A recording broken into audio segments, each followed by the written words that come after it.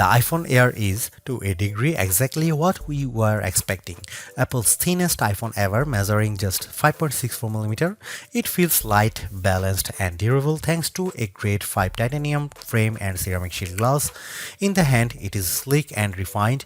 I have been using my sky blue unit for a week now and it is still turning heads. The 6.5-inch Super Retina XDR OLED display is excellent. It is an always-on display that supports ProMotion, HDR, and brightness up to 3000 nits. It is slightly bigger than the iPhone 17's screen, which gives apps, text, and videos more room to breathe, and it looks great whether I'm scrolling TikTok, watching HDR videos, or just browsing outside on a sunny day.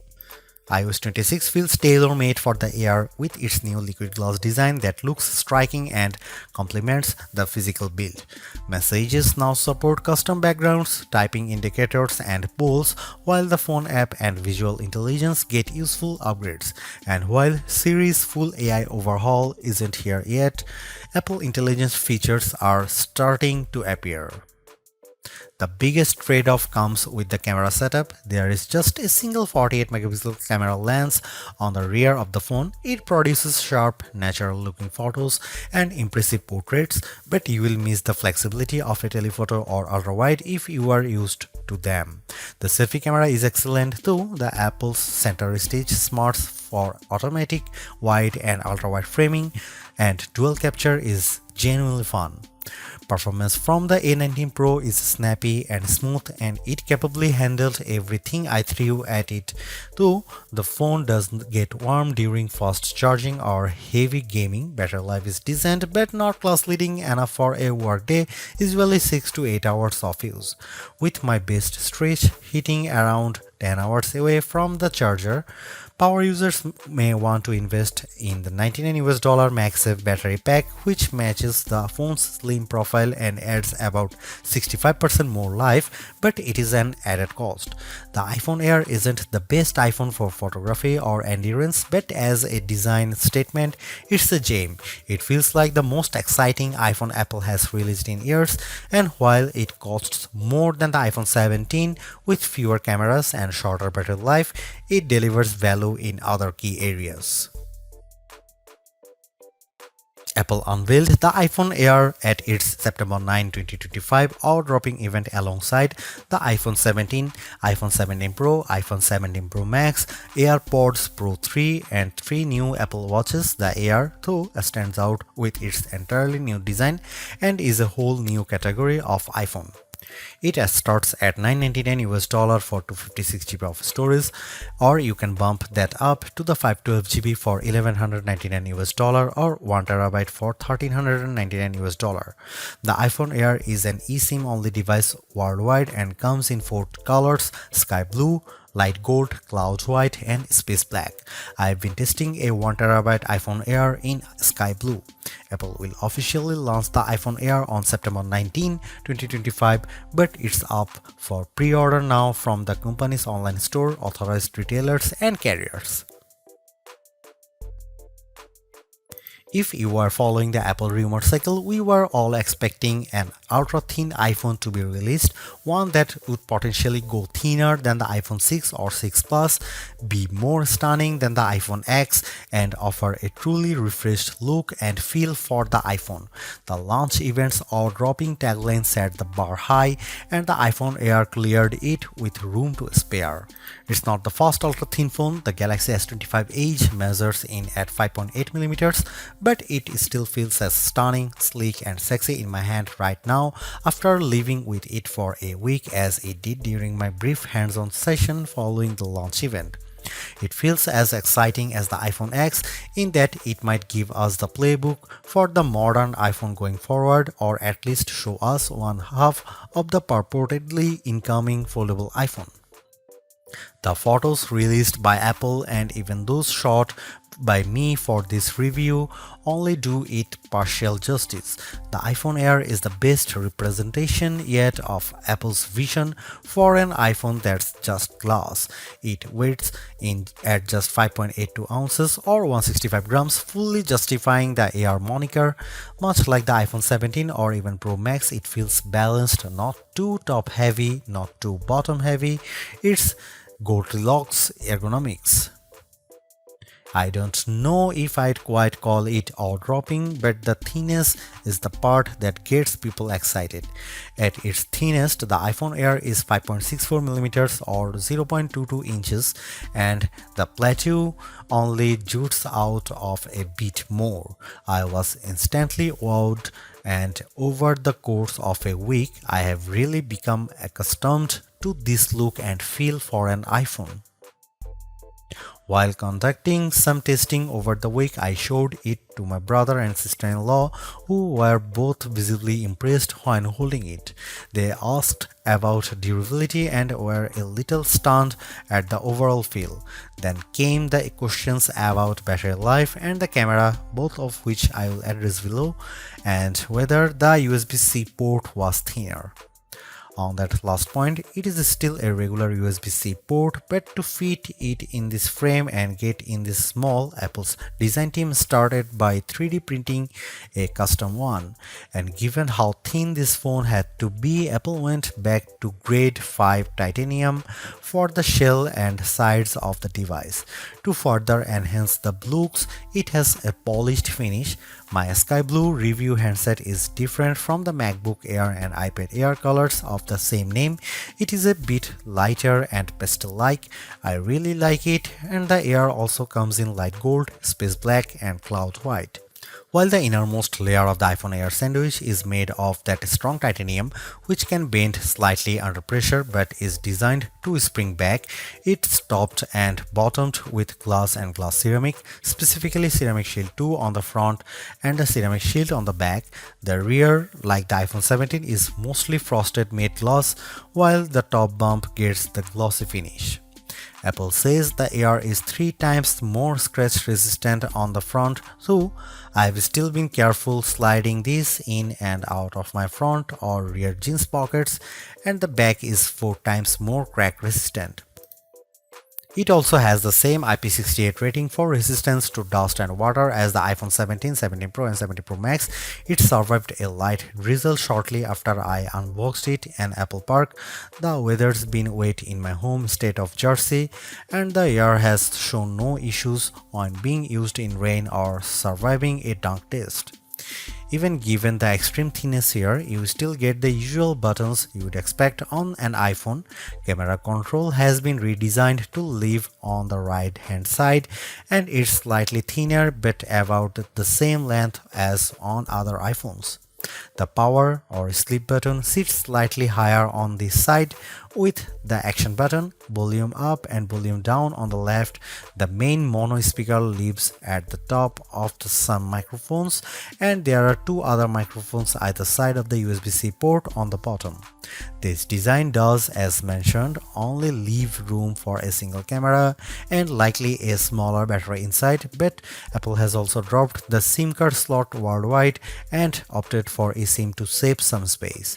The iPhone Air is stunning, attracts a lot of admiring glances, and feels like biggest refresh in iPhone design we have seen in a while. Yes, it's the same key parts, just compressed, but in use it feels like the perfect showcase for iOS 26. If you are after Apple's best design this year, I think it is clearly the iPhone Air. For $999 US, it would be a little mean for Apple not to include promotion or always-on functionality here, and the iPhone Air supports both. As a whole, the screen is basically in line with those on the iPhone 17, 17 Pro or 17 Pro Max. The front of the iPhone Air is nearly all glass, except for a thin black bezel that turns into the sloped polished side. It's a 6.5-inch Super Retina XDR OLED display with a resolution of 2376 by 1260, which works out to 460 pixels per inch. It tops out at 3000 nits of brightness when needed, supports the white color P3 gamut and HDR, and features an anti-reflective coating. It also has the same dynamic island as the rest of the iPhone 17 line. In daily use, the display is really the main appeal here. On paper, it's 0.2 inches bigger diagonally than the iPhone 17 or 17 Pro, but it feels a bit more expensive. It offers more lines of text or a slightly expanded view when viewing a web page. Games or movies feel a little more like an event, and it offers a broad canvas for iOS 26. Lay two of these phones side by side and I think you'd have some idea of what Apple is planning to bring us with its long rumored folding iPhone, and it would look mightily impressive, but we are not quite there yet. And it's still smaller than the Pro Max. Colors looked punchy and vibrant, text was inky black and crisp, and it was a great display for daily use. I found that it got bright enough to battle the bright sunshine of California, the late summer sunshine of New Jersey and New York, as well as bright artificial lighting. I liked scrolling TikTok and Instagram Reels or watching a video on it, mainly thanks to the super smooth Pro Motion display. And iOS 26 with its liquid glass makeover looks fantastic here. I have a feeling that the design team at Apple knew the Air was on the roadmap when designing the liquid glass. iOS 26 is running on the iPhone Air out of the box, and as on any iPhone, announces itself with a hello on the first boot. You will get a sense of the new translucent glass-like nature of the software pretty quickly. It's mostly visible in how notifications refract over your wallpaper or up top with whatever is behind the element. I especially like the way the bottom menu bars look like this, although legibility can be an issue at times depending on what's behind the element. You'll also notice a difference if you use light mode or dark mode. The redesign is only a portion of iOS 26 as Apple's latest OS introduces a number of new features. I am keen to put many of the new parts of messages to the test with my friends and various group chats. With the latter, you will now get typing indicators and you can set a custom background for any message group or individual. This will, I have a feeling, be an especially tough test for legibility with the liquid glass components. You also have the option to add polls in group messages, which is a fun way to decide on activities or maybe pick a restaurant. The phone app is entirely new, though you can switch back, placing your favorites up top, and below that is a combined list of outgoing and incoming calls, missed calls, and even voicemails. It can be a lot to process at first, but after months on the beta, I am more or less used to it, although I have switched back to the original setup occasionally, as the new one makes voicemails a little harder to track down. You can also use live translation during calls, which can be helpful for international travel, and I especially like the wait on hold feature. Visual intelligence, which is engaged with a long press of camera control, is a bit smarter here and now identify events to add your calendar and integrate with apps that add support with the API. However, we are still waiting on the full AI-powered Siri, and many of the new Apple Intelligence features aren't front and center here. This is where the compromises necessitated by the iPhone Air's unfeasibly thin design begin. The iPhone Air only features a single 48-megapixel fusion camera on the back. It can shoot at 1x, a sensor crop in 2x, or a maximum digital 10x, but the quality falls off noticeably with the latter. I'll cut to the chase here. If you are after the iPhone with the best cameras or even just some variety for shooting, this is probably not it. Here are some camera samples of the new iPhone Air.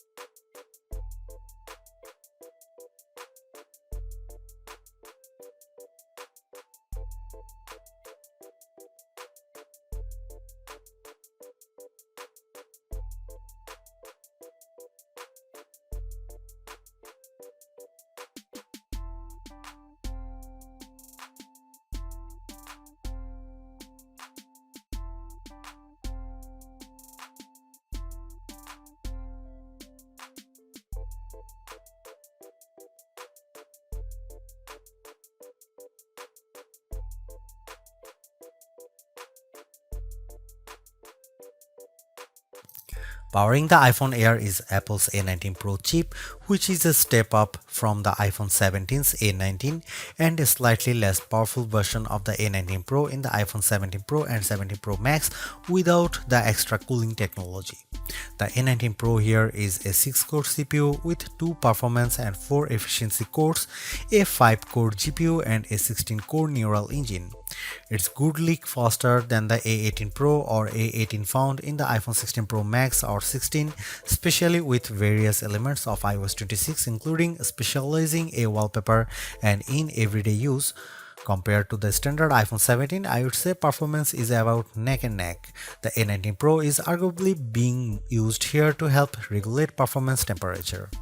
I did notice the iPhone Air heating up during the first few days while it was still indexing and charging, especially from 0% to about 50% before cooling as it slowed near 80%. It also warms up when multitasking with demanding apps at times. For example, if I am on a call and launch a game like Asphalt 9, the area around the camera housing on the rear can get noticeably warm, though it cools quickly as performance regulates.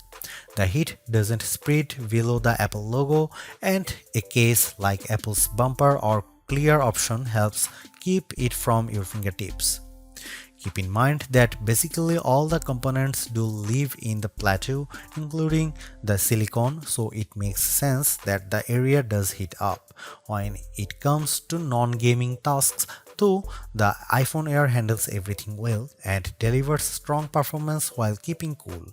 That was the case with my daily workflow consisting of calls, audio and FaceTime as well as mail, Gmail, Slack, Safari, Chrome, Edits, CapCut, the camera and the other apps.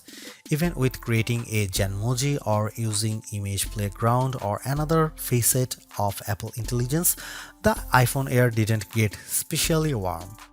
In terms of quantitative testing, the iPhone Air scored slightly higher than the iPhone 17 on Geekbench 6.5 at 3723 on single core and 9665 on multi-core. That's in line with smartphones at this price range, so as we noted in our Galaxy S25 Edge review, that phone has a thermal solution for keeping things cool. The iPhone Air delivers remarkable performance in a super thin and light design that's very durable. I especially like getting A19 Pro power in something this compact, but you have to make some trade-offs for the steep $999 price. You get only a single rear camera, which means no telephoto zoom, ultra-wide or macro shots, and while the Air's battery life is solid, it's a few hours behind the iPhone 17 Pro Max.